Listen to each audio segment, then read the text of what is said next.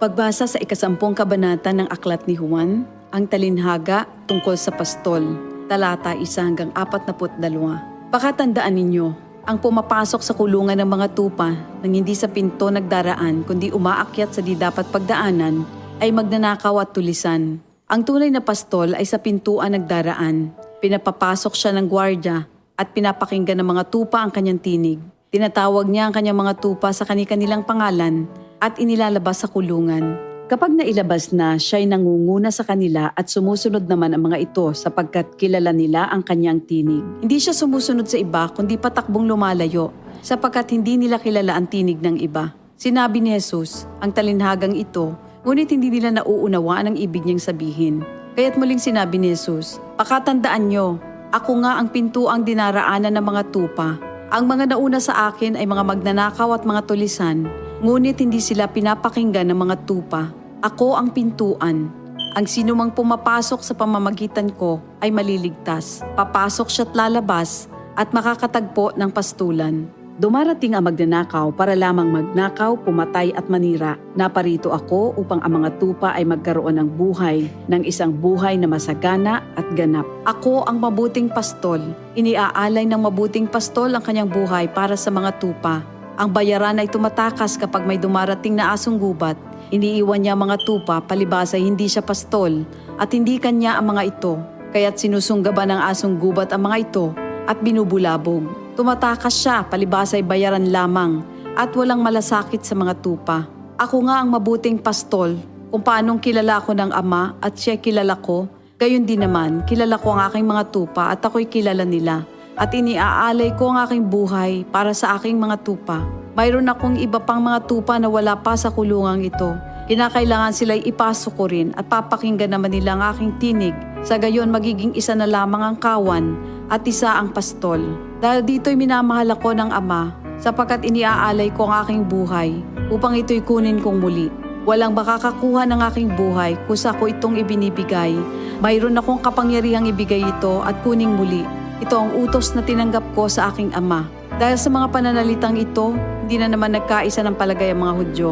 Marami sa kanila nagsabi, talagang sinasapian na ito ng demonyo at nababaliw.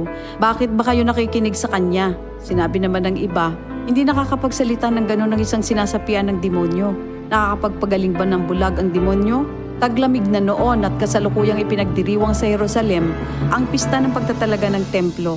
At habang naglalakad si Jesus sa templo, sa portiko ni Solomon, pinaligiran siya ng mga Hudyo at sinabi sa kanya, hanggang kailan mo ba kami ilalagay sa alanganin? Kung ikaw nga ang Kristo, sabihin mo na ng tuwiran. At sumagot si Jesus, sinabi ko na sa inyo, ngunit ayaw ninyong maniwala. Ang mga ginagawa ko sa pangalan ng aking Ama ay nagpapatotoo tungkol sa akin. Ngunit ayaw ninyong maniwala sapagkat hindi kayo kabilang sa aking mga tupa. Nakikinig sa akin ang aking mga tupa. Nakikilala ko sila. Sumusunod sila sa akin. Binibigyan ko sila ng buhay na walang hanggan. Kailan may hindi sila mapapahamak at hindi sila maaagaw sa akin ninuman. Ang aking Ama na siyang nagbigay sa kanila, sa akin, ay lalong dakila sa lahat at hindi sila maaagaw ninuman sa aking Ama. Ako at ang Ama ay iisa. Ang mga pinuno ng mga Hudyo muling dumampot ng bato upang batuhin siya. Kaya't sinabi sa kanila ni Jesus, marami akong mabubuting gawang ipinakita sa inyo mula sa Ama. Alin ba sa mga ito gustong batuhin? Sumagot ang mga pinuno ng mga Hudyo, hindi dahil sa mabubuting gawa kaya ka namin babatuhin, kundi dahil sa paglapastangan mo sa Diyos, sapagkat nagpapanggap kang Diyos, bagamat tao ka lamang. Tumugon si Jesus, di ba nasusulat sa inyong kautusan? Sinabi ko, mga Diyos kayo. Mga Diyos ang tawag ng kautusan sa mga pinagkatiwalaan ng salita ng Diyos, at hindi maaaring ipawalang bisa ang sinasabi ng kasulatan. Ako'y pinili at isinugo ng Ama. Paano ninyo ngayon masasabing nilalapastangan ko ang Diyos? Dahil sa sinasabi kong ako ang anak ng Diyos? Kung hindi ko ginagawa ang mga pinapagawa ng aking Ama, huwag niyo akong paniwalaan.